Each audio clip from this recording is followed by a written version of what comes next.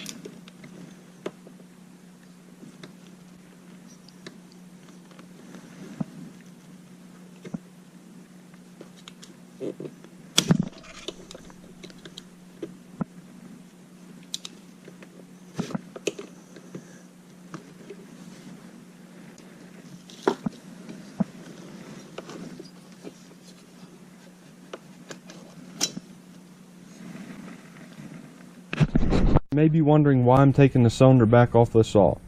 When I built this saw, the crankshaft failed in 3 tanks.